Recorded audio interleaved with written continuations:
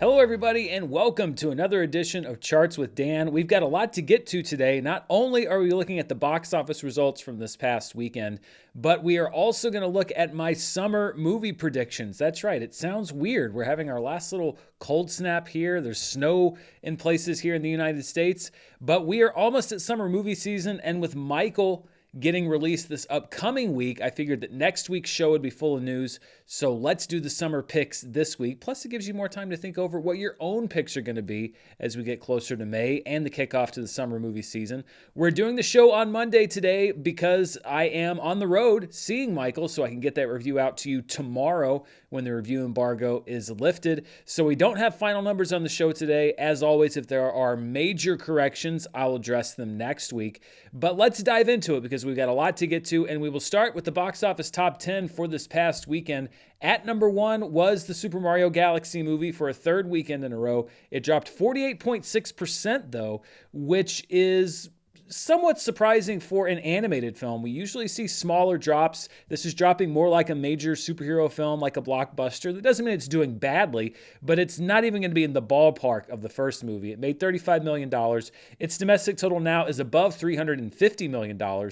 Project Hail Mary, on the other hand, is holding incredibly well. It dropped 15.3% in its fifth weekend to stay above $20 million. I think part of that is that it got back some of those IMAX screens, some of those premium theaters that it lost when Super Mario came out. Its domestic total now at $285 million. Lee Cronin's The Mummy did okay in third place. It opened to $13.5 million. The budget was somewhat low on this one. I think it was a little less than $30 million, so it might turn a profit, but it didn't seem to have a spectacular hold on the imaginations of moviegoers around the country. The Drama in its third weekend dropped 43.7% to bring in another $4.8 million. It's at almost $40 million domestically, so it continues to hold well, again, particularly for a movie of its size. Yumi and Tuscany dropped 51% to stay in the top 5 at $3.8 million. The production budget, again, on this one, which was pretty reasonable, the only thing that's really saving it, it's at $14.3 million domestically. At number 6 was Hoppers, which dropped 30% to bring in $2.9 million, so it's starting to wrap up its box office run, but it's spent 7 weeks in the top 10 so far. Its total now at $161.1 million. Not much of an audience for Bob Odenkirk's new action movie, Normal, which opened in 7th place with $2.65 million. In 8th place was the BTS World Tour live viewing of the band's concert in Japan. It came in less than what we saw last week for the live viewing of their concert in South Korea, which is not surprising because how many people are going to go to both? But it brought in $1.8 million. At number 9 was Bus Boys, a movie starring and written by Theo Vaughn and David Spade. It opened in limited release to $1.65 million. And in 10th place was the Indian film Booth Bangla with just under $1 million. This is how this weekend looked against the equivalent weekend in 2025, and it's to be expected that there was going to be a drop because Sinners opened on this past weekend last year. There was nothing close to that in the marketplace this year, so we had a 31.8% decrease in box office for this weekend versus the same weekend last year. We will see how the box office holds up next week. We have Michael entering the marketplace, which is good, but the second weekend of Sinners was also very good. There were a lot of other films, I think 4 movies in the top 5 last year that were above $20 million, but it really is up to the performance of Michael to see how exactly we're going to compare on a week-to-week basis. Still, though, for the year overall, we're doing pretty well. This is really the most significant dip we've had below last year since back in February. Looking at the top domestic weekends of the year as we dive into Super Mario Galaxy's box office performance a little bit, its third weekend was the 8th best weekend for any movie this year. So right now, Project Hail Mary and the Super Mario Galaxy movie now have 6 out of the 10 best performances for movies on any box office weekend of the year. And I would expect, unless something goes horribly wrong, that we're going to see Michael on this list. So we're starting to fill out the top performers weekend to weekend for 2026. The Super Mario Galaxy movie is now the 6th highest grossing film ever released in the month of April. It jumps over Furious 7, and it's pretty close to jumping over The Jungle Book, but I don't know if it's going to get up to where a Minecraft movie is. We're going to look at that in just a minute. Let's look at the results of our member poll from last week, though. We'll get to this week's question in a few minutes, but last week I asked the members here on the channel, of those 10 movies which you just saw on that chart, the 10 highest grossing movies ever released in April, which one is your favorite? I'm not really surprised that Sinners won, but I am surprised by the degree to which it won. It won with 63 votes, almost 20 votes more than the second place film, which was Avengers Endgame. And again, it just goes to show you, if you were just going by YouTube comments and Reddit threads and all that stuff, all you see is people saying how overrated they think Sinners is. And yet, in every poll where Sinners has had some sort of popularity contest here on the channel, it's won. So obviously people like Sinners. It's just that it's a very vocal minority who wants to say it's overrated. Endgame, as I mentioned, comes in second place with 45 votes, and tied for third with 31 votes each are Avengers Infinity War and Captain America the Winter Soldier, which honestly I thought might do a little bit better in this poll. I thought it could even compete for number one. Then we have a big drop off. My Big Fat Greek Wedding got 7 votes. Furious 7 got 6 votes. The Super Mario Brothers movie got 5 votes. The Super Mario Galaxy movie got 2 votes. The Jungle Book only got 1 vote. I think that's severely underrating The Jungle Book. I'm shocked it didn't get more than 1 vote because I think that's a pretty good movie. And then a Minecraft movie also tied for last place with 1 vote. So let's talk about the box office performance of Super Mario Brothers, Super Mario Galaxy, and a Minecraft movie.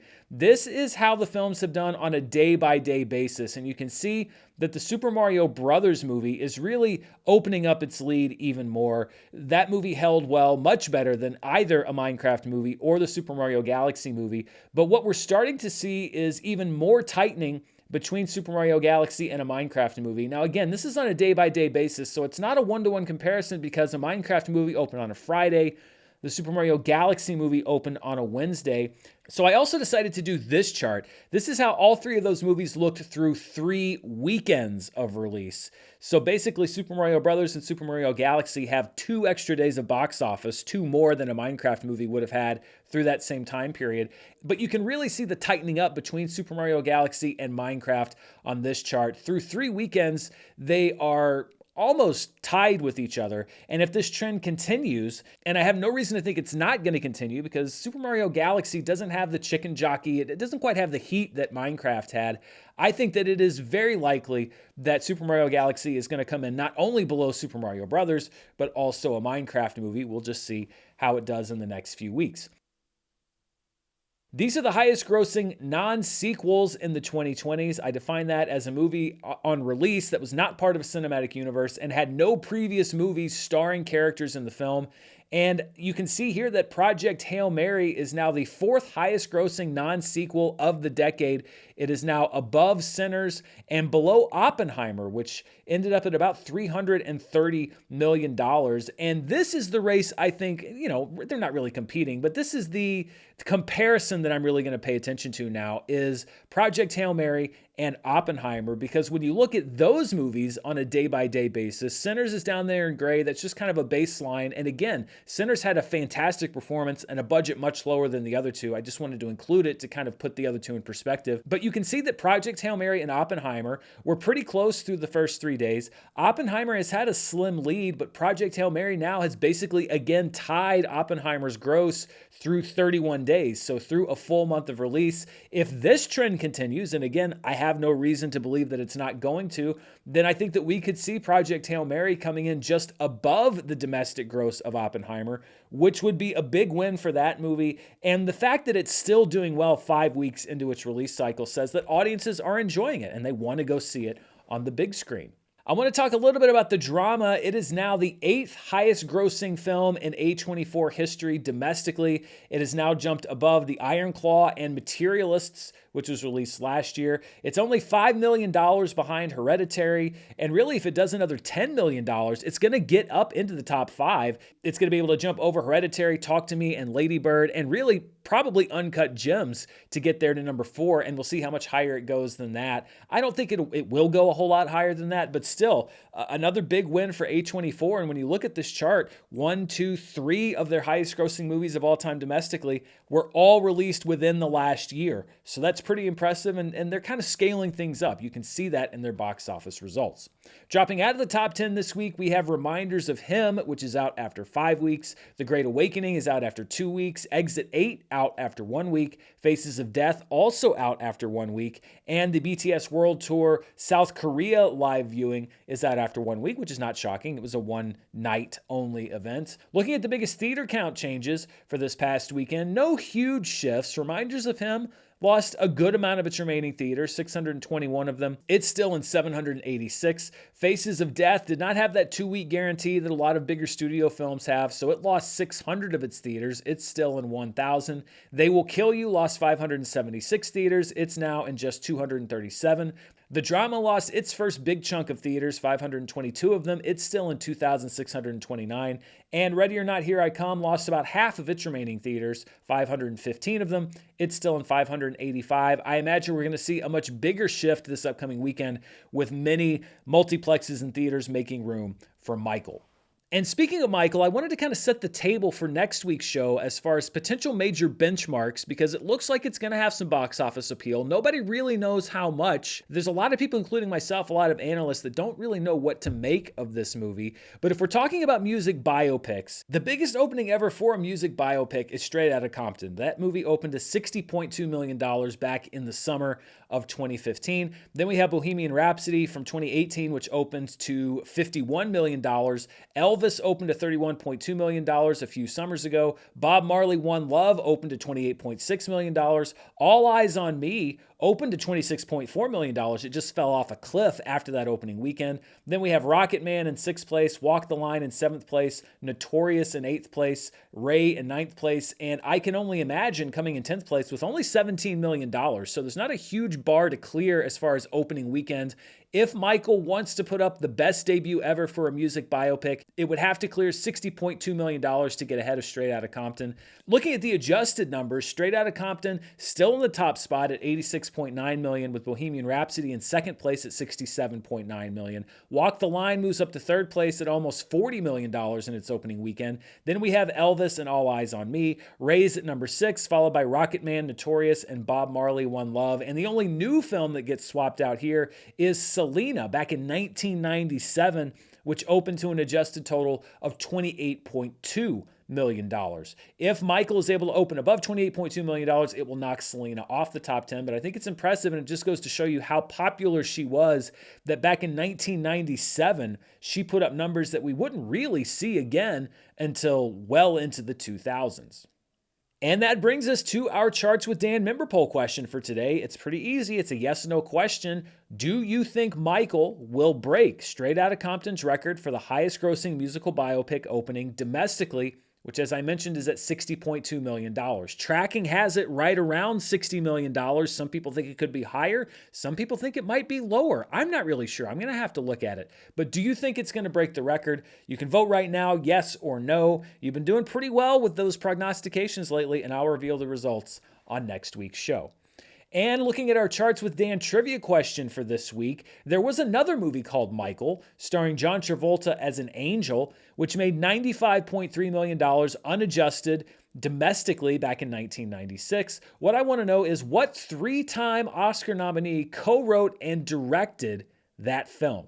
It used to be the highest grossing film named Michael. It still is right now, but it's going to get replaced eventually, either next weekend or the one after that. I will say that this director was nominated not for directing 3 times, if that helps. I'll give you another second to think, and here is the answer. The answer is Nora Ephron. She was nominated before she passed away, unfortunately, for 3 Writing Academy Awards. Never nominated for directing, but she co-wrote the script to Michael and also directed that film. That was part of John Travolta's big comeback in the mid-90s. Let's turn our attention now to the box office around the world and look at the top 5 films internationally, which is all markets outside of the US and Canada. At number 1 was the Super Mario Galaxy movie, which dropped 42.3% to bring in another $48.2 million. Project Hail Mary dropped 31.4% to bring in another $21 million. Lee Cronin's The Mummy put up decent numbers internationally. It brought in $20.5 million. Detective Conan, Fallen Angel of the Highway, still only in release in Japan, dropped 52.7%, but brought in another $12.3 million. And The Drama, continuing to hold well internationally as well, dropped 21.8% and brought in another $10.9 million.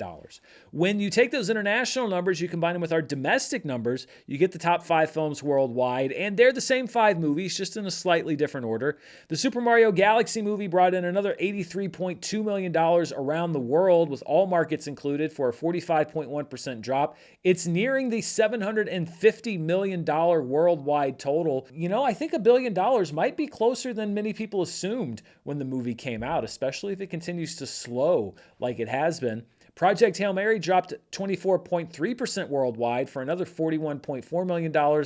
Its worldwide total now at $573 million. Lee Cronin's The Mummy debuted to $34 million total this past weekend. The Drama, with $15.8 million worldwide, it's now at $89.7 million globally, and it looks like it's going to be one of a select few A24 films to break that $100 million worldwide mark.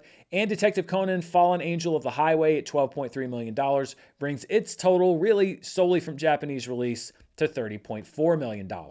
And looking at the biggest worldwide weekends of the year, Super Mario Galaxy now owns the first, fourth, and 10th highest grossing weekend of the year, with Project Hail Mary still holding on to 2 of those weekends and Avatar Fire and Ash holding on to 2 of those weekends. Pegasus 3, Scream 7, and Hoppers are the ones that basically do not have repeat or return engagements on this chart. And I mentioned the Drama's worldwide gross as far as A24 releases. Like I said, it's at $89.7 million, really only a day or two from passing both Hereditary and Talk to Me, which would put it in the global top 10.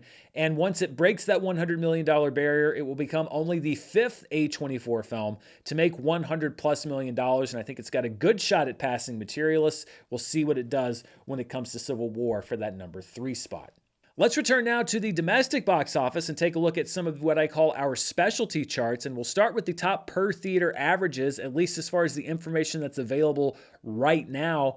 At number 1 is Mother Mary, which made $33,612 per theater in just 5 theaters. This is an A24 strategy where they will put a movie in very limited release and then open it wide the next weekend. Mother Mary will open wide around the country on Friday. Blue Heron comes in second place, bringing in $16,500 in just 1 theater. Blue Heron is about a Hungarian family who moves to Canada, where their oldest child begins to develop strange and disturbing behavioral problems. In third place is a film called Erupcja. I don't know if you can tell, but the actual pronunciation of the film is on the poster, which I appreciate. It's from writer-director Pete O's, and it co-stars Charlie XCX. She's been doing a lot of movies lately. It's about 2 friends whose friendship is threatened when one of them gets a new boyfriend. In fourth place is Mad Bills to Pay, which debuted at last year's, the 2025 Sundance Film Festival, about a young man whose pregnant girlfriend moves in with his family. And then the Super Mario Galaxy movie rounds out the top 5 as we know it right now, bringing in $8,393 per theater in 4,170 theaters. These were the top films in limited release. At number 1 was Bus Boys in 800 theaters. I define this, by the way, as movies that are in fewer than 1,000 theaters. Bus Boys brought in $1.65 million. Then we have Booth Bangla at $950,000 in 500 theaters. Exit 8 actually increased its theater count a bit. It's in 510 theaters and it brought in $669,000. The Christophers had a big expansion, not into wide release, but into much wider release than it was. It's now in 364 theaters and brought in nearly $600,000. And Durandar The Revenge, in an unknown number of theaters, brought in $317,000. This is what the 2026 annual domestic box office chart looks like. Of course, the Super Mario Galaxy movie, number 1 for the year at $355.2 million, with Project Hail Mary at number 2 with $285 million. Hoppers, Scream 7, and GOAT are numbers 3, 4, and 5. Currently the only other 5 movies to break $100 million domestically so far this year. Wuthering Heights is at number 6. Send Help is at number 7. Reminders of Him is at number 8. Iron Lung is at number 9. And The Drama enters the list at number 10. It'll probably get, well, I don't know. It actually might not. If The Drama does well, it could actually move up to number 9 and then back down to number 10, because I imagine that Michael will probably enter this chart next weekend. Crime 101 drops out of the domestic top 10. This is what the worldwide box office looks like for 2026. The Super Mario Galaxy movie is now the number 1 release of the year globally at $747.4 million. That bumps Pegasus 3 down to number 2 at $641 million. And it's one of the few times, except for the very beginning of this year maybe, where a U.S. film was the highest grossing film in the world, because Nudja 2 had that slot for almost all of last year. Project Hail Mary still at number 3, followed by Hoppers and Wuthering Heights. Scream 7, Blades of the Guardians, Scare Out, Goat, and Durandar the Revenge round out the top 10. So Michael is a big release coming up this weekend, but it's just the prelude to the summer box office season, which kicks off in the first weekend of May. There's a big release right out of the gate with The Devil Wears Prada 2. And if you've been watching this channel for very long, or if you've even been watching me on Screen Junkies, you'll know that every year since 2015, except for 2020 when there were no movies, I do a game where I predict what the top 10 movies are going to be each summer domestically. And I want to underscore this. These are domestic grosses only because release windows and structures can change around the world. It's much simpler when it comes to, specific dates to narrow down what's a summer movie and what is not. It's never an easy thing to do because I have to look at the entire summer slate all the way from the first weekend in May to Labor Day, basically, and predict what the top 10 movies of the summer are going to be. And I've actually changed things up just a little bit, and it was a recommendation or a request from a lot of you in the audience.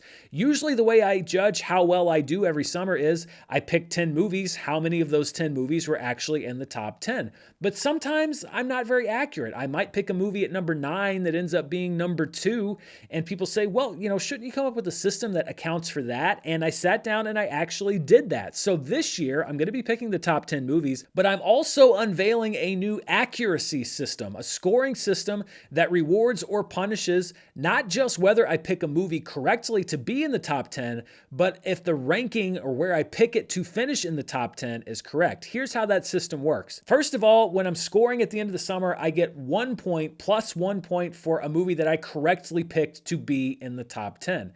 Now, if I picked a movie that did not end up in the top 10, I get docked a point, so I get minus 1 point. If I picked a movie in the correct spot, so let's say I predicted a movie to be number 3 for the summer and it was number 3 for the summer, then I get a half point bonus, so plus 0.5 points. However, I also get punished for picking a movie in the wrong spot. I get a 0.1 point deduction for each spot that I'm wrong. So for example, let's say I predicted that a movie was going to finish number 4 and it ended up being number 2. That means that I would get 0.2 points deducted off of my final score. And I know that this can be a little confusing in theory, so let's take a look at it in action as I determine what my actual most accurate year was since 2015 when I started doing this game. Now, if I was going by the old system and just picking the number of movies that I correctly picked in the top 10, then I would say that my most accurate year was 2022. That's what you're looking at right there. Summer 2022 was the only year since I've been doing this where I correctly picked what all 10 movies were going to be at the end of the summer. So I got 10 points for 10 out of 10 correct picks, no deduction for picking a movie incorrectly. But here's the interesting thing. I only picked one movie in the correct spot, so I got half a point as a bonus for that, but I picked 9 of those movies in the incorrect spot. And you can see the deductions there on the left side of the screen. I was 1 spot off on Doctor Strange, so I got deducted 0.1 points. I was 1 spot off on Jurassic World, 2 spots off on Thor, 4 spots off on Lightyear. I predicted to be number 4. It was number 8. I was 4 spots off on Top Gun. I said it was going to be the 5th highest grossing movie of the summer, and it was, of course, number 1. I was 2 spots off on Minions, 3 off on DC League of Super Pets, 1 off on Nope, and Elvis. I was 4 spots off. I said it was going to be number 10 and it ended up being number 6. So when you look at all of those deductions, it adds up to 2.2 points off of my final score. So my accuracy score for summer 2022 was 8.3. Which is still pretty high, but I went back and I looked at all of my previous summer picks and using the new system came up with the score for each one of those summers as well. And it turns out there was one year where I actually had a more accurate summer than the year where I got 10 out of 10 correct. And that summer was the summer of 2019. That was the last year that I did my picks as part of the team over at Screen Junkies. Now, I only picked 9 out of 10 movies correctly. I put Men in Black International on my list, and John Wick Chapter 3 ended up being a top 10 film. So I got 9 points for picking 9 movies correctly. I got a 1 point deduction for my incorrect pick, but I got 3 movies placed correctly. The top 3 movies of the summer, actually, Lion King, Toy Story 4, and Spider-Man Far From Home, I got exactly right. 1, 2, 3. So I got a 1.5 point bonus for correctly putting those movies in the right spot. And I wasn't too far off on the other films. I incorrectly placed 6 movies, but I was 1 spot off on Hobbs and Shaw, 2 spots off on Secret Life of Pets 2, 2 spots off on Aladdin, 3 off on Godzilla King of the Monsters. That was my biggest miss. And then 1 spot off each on Pokemon Detective Pikachu and Once Upon a Time in Hollywood.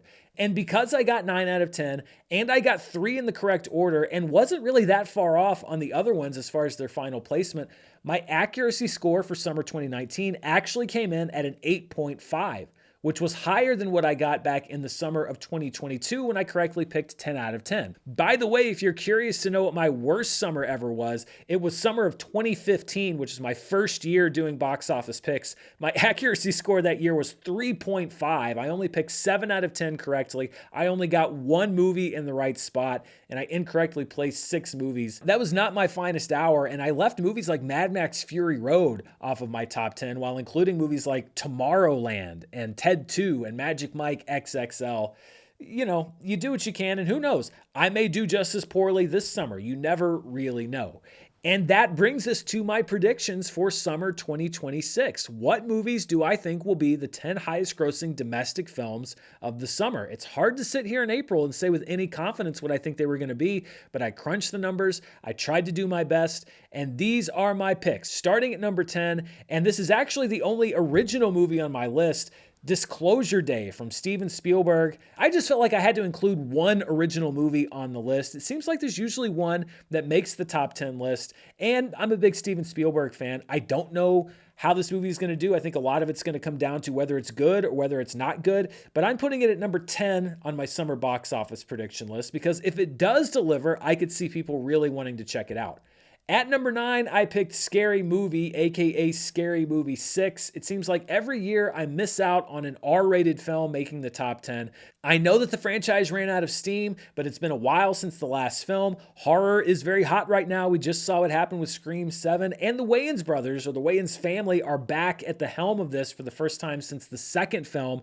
It just feels like this is something that the audience is primed for, and if it's really funny, I think it could do even better.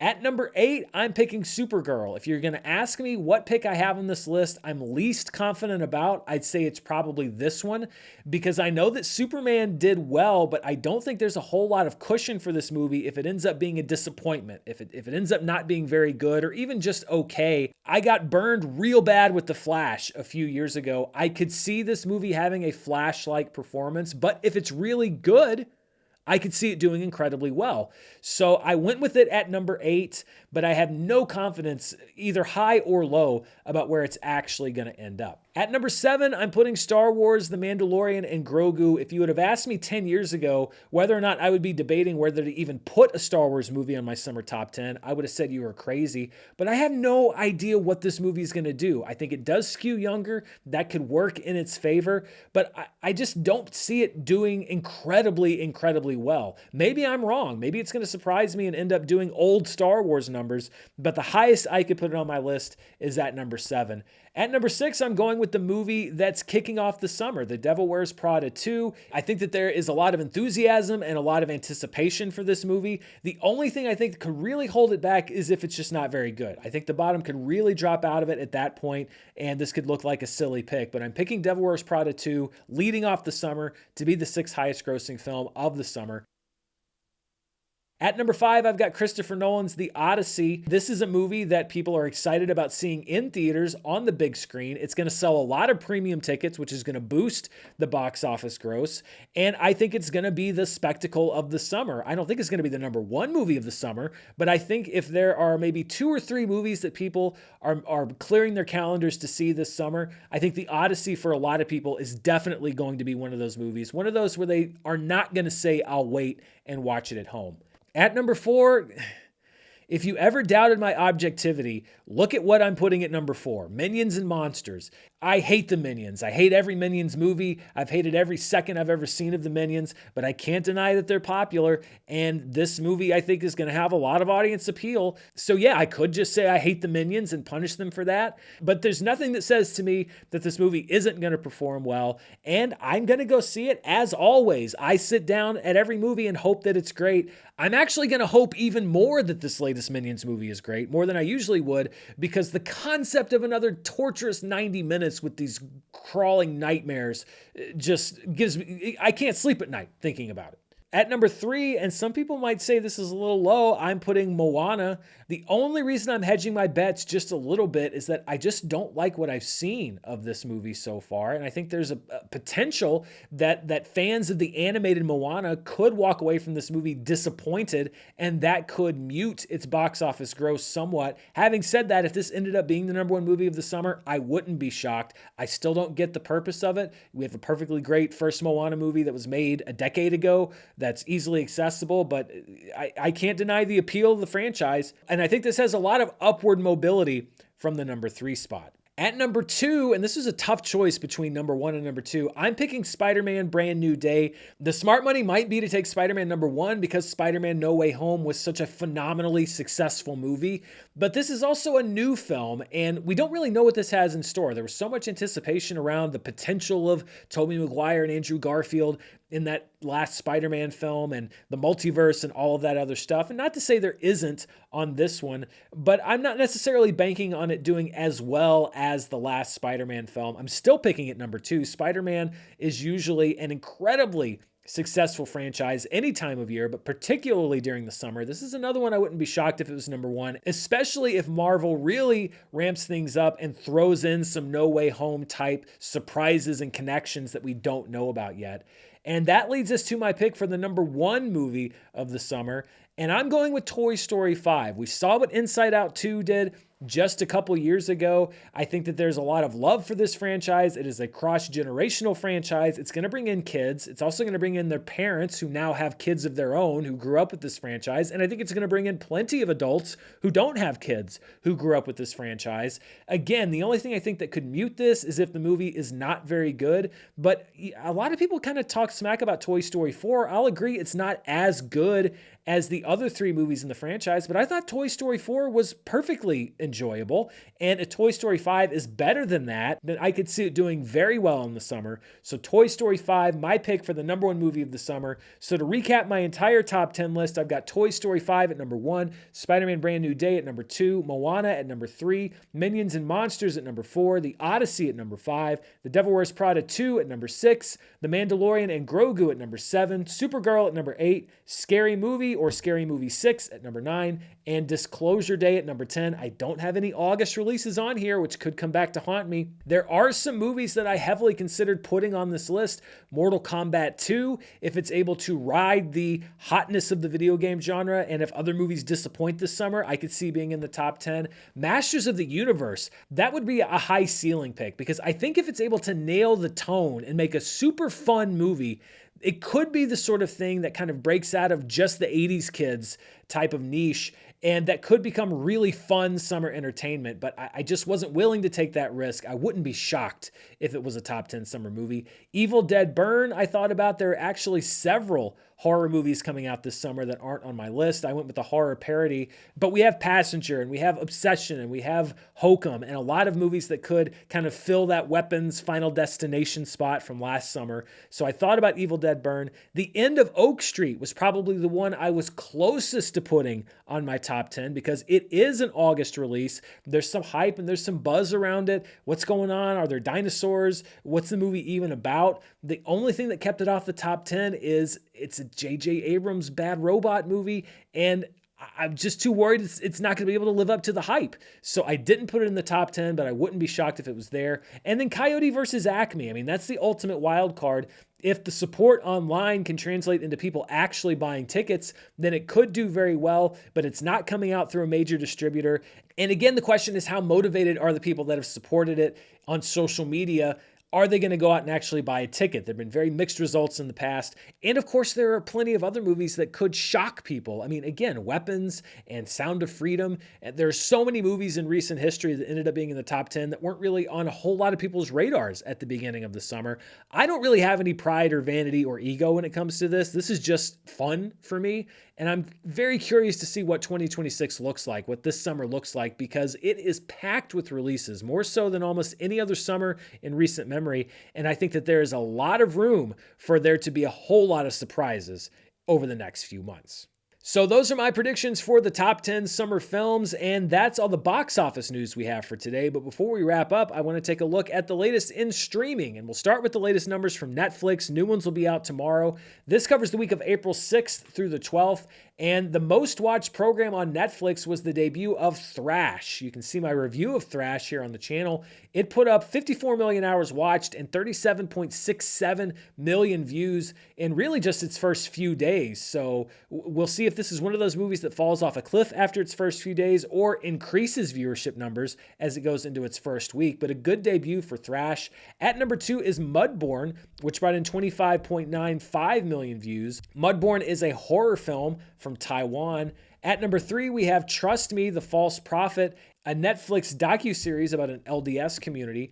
Exo Kitty Season 3 is at number 4 with 7.85 million views. At number 5, we have Bloodhound Season 2 at 7.38 million views. It's the second season of a South Korean series about crime fighting. I'm not quite sure. The Truth and Tragedy, Mariah Wilson stays in the top 10 at number 6 with 7.29 million views. Then we have last year's Anaconda at number 7, Eat, Pray, Bark at number 8.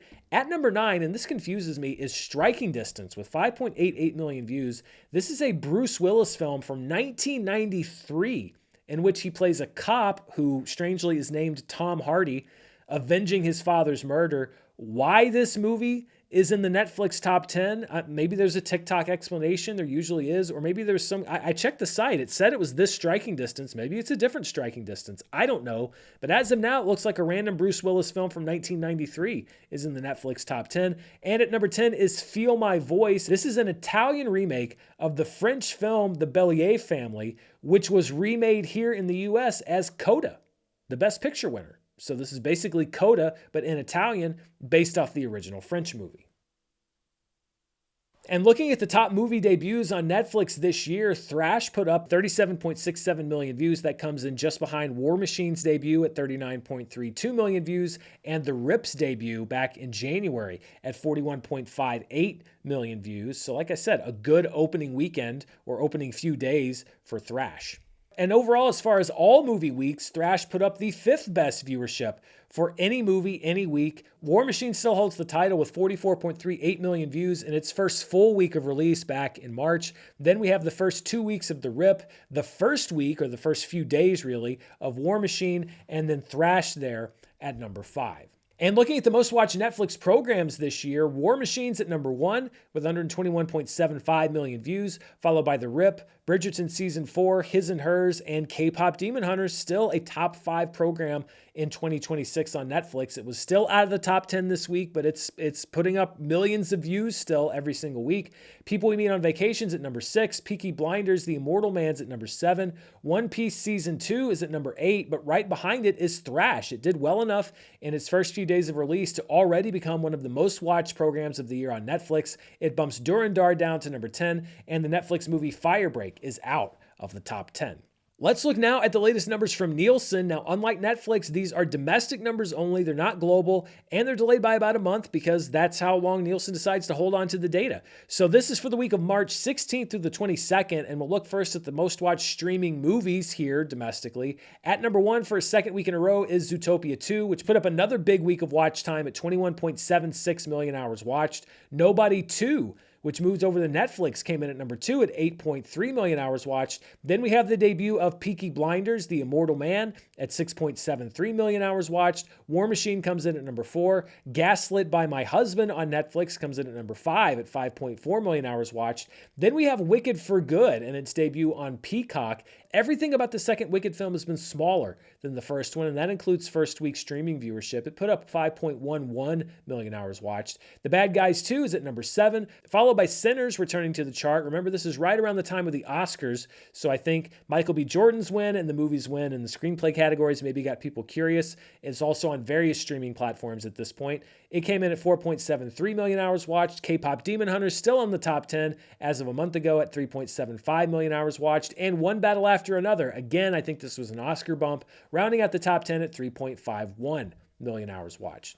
Looking at the top weekly performances for streaming movies here in the US, last week Zootopia 2 put up the most watch time for any movie on streaming here in the US in 2026 at 28.58 million hours watched. Its second week puts up the fourth best number for all movies. The Rip's first 2 weeks are at numbers 2 and 3, and Amazon's The Wrecking Crew gets bumped down to number 5. These were the most watched streaming shows from March 16th through the 22nd. At number 1 was Virgin River at 26.56 million hours watched. Beauty and Black returned to the chart at number 2 at 23.6 million hours watched. Then we have One Piece at number 3 at 21.16 million hours. The Pit, it's right around number 3, number 4, it seems like every single week at just over 19 million hours watched. The Madison on Paramount Plus is at number 5 at 16.31 million hours watched. This is despite the fact that it kind of straddled the line between weeks, so this didn't catch it right when it came out. The fact that it's a top 5 show, even on a weird release schedule, just goes to show you that Taylor Sheridan has huge draw over at Paramount Plus. Grey's Anatomy's at number 6, Bluey's at number 7, The Secret Lives of Mormon Wives is at number 8, The Big Bang Theory is at number 9, and Amazon Prime Video's Scarpetta is at number 10. And when we look at debuts for new streaming series here in the US, The Madison puts up the third best numbers of the year, again, despite an awkward schedule when it comes to Nielsen viewership and when and how they measure that viewership. It's right behind Reality Check, Inside America's Next Top Model, and the best debut for a new series this year, still His and Hers, with 23.11 million hours watched. Scarpetta and The Burbs are at number 4 and 5. These were the top shows as far as watch time per available episode. So you take the number of hours watched divided by the number of episodes you can watch. That's how we get this number. And The Madison comes in at number 1 with all 6 episodes released at 2.72 million hours watched per episode, easily number 1 on this list. Scarpetta comes in second place at 1.42 million hours per episode. Then we have One Piece at number 3 at 1.32 million hours per episode. Age of Attraction, Netflix's dating show, comes in fourth place at 1.15 million hours per episode. Then we have Beauty and Black at number 5, The Pit at number 6, Virgin River at number 7, The Secret Lives of Mormon Wives at number 8, Bridgerton still pulling in over 300,000 watch hours per episode at number 9, and Invincible cracking the top 10 again at just over 294,000 hours per episode. And those are all the numbers I have for you this week. Before I go, though, I just wanted to point out some things that you might be interested in, both at home and in theaters this upcoming week. First of all, tonight, there's a one-night-only theatrical re-release of That Time I Got Reincarnated as a Slime, the movie, Scarlet Bond. I think this is in preparation for the new movie, which is coming out later this year. Then on Wednesday, there's another one-night theatrical event, the return of Fight Club to theaters. This is a 4K remaster of the 1999 film whose poster was on every dorm wall that I can remember when I was in college, including mine. On Thursday, if you missed Stranger Things, well, Netflix is already bringing it back. We have the animated show Stranger Things Tales from 85. All 10 episodes will be released on Thursday. The show is set between seasons 2 and 3 of Stranger Things. It does feature the characters from the show, but they're not going to be voiced by the original actors. And there's a newcomer in town, Nikki, who becomes part of the group. Presumably, she just disappears into thin air at the end of the season. Running Point Season 2, starring Kate Hudson, also debuts on Netflix on Thursday. You can watch all 10 episodes. Then on Friday, as we mentioned on the show, Michael will be the major theatrical release. It'll be hitting theaters around the country and I believe around the world this Friday. You can look for my review tomorrow morning when that embargo lifts. Mother Mary will also be expanding into wide release after playing in just a few theaters this past weekend. Also opening in wide release this weekend is Over Your Dead Body. Jorma Taccone directed this movie, starring Jason Segel and Samara Weaving as a couple who go to a remote cabin, both of them planning to kill the other. Timothy Oliphant is part of the supporting cast of this film. I listened to the Seth Meyers and Lonely Island podcast. I remember their episodes while Jorma was shooting this movie, and I'm interested to now see it. Also opening in many theaters, or most theaters around the country, is a movie called Desert Warrior. Anthony Mackie is a desert bandit who rescues a runaway princess. It's directed by Rupert Wyatt. It just feels like Anthony Mackie should be doing bigger movies than this. It's crazy. Also in many theaters around the country is Fuse. Hell or High Water and Relay director David Mackenzie directs this London set heist film starring Aaron Taylor Johnson. In somewhat limited release around the country is a movie you've probably heard about in the news. It's called I Swear. I've heard great things about the movie. It's the true story of John Davidson, who has Tourette's syndrome. Robert Aramayo won a BAFTA for Best Actor for his performance in the film. It has been completely overshadowed by the press around the incident that happened at the BAFTAs, but I've heard that this movie is fantastic, and I hope that it plays somewhere near me because I've wanted to see it for a long time. Also opening in limited release, probably very few theaters, is a film called Omaha, which was one of the standouts of the 2025 Sundance Film Festival, last year's festival. It's just now hitting theaters. It's tough to get an indie film released. It can take over a year, even when you get a lot of positive buzz from Sundance. If you don't want to head out to theaters, there's a new film hitting Netflix. The trailer actually looked kind of interesting, called Apex.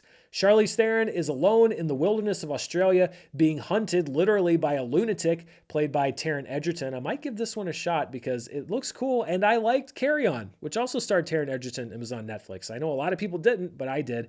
And if you don't want to take a chance on a new movie, Marty Supreme will be making its debut on HBO Max also this Friday. I believe it was my number 2 movie of the year last year, and I highly recommend it, obviously.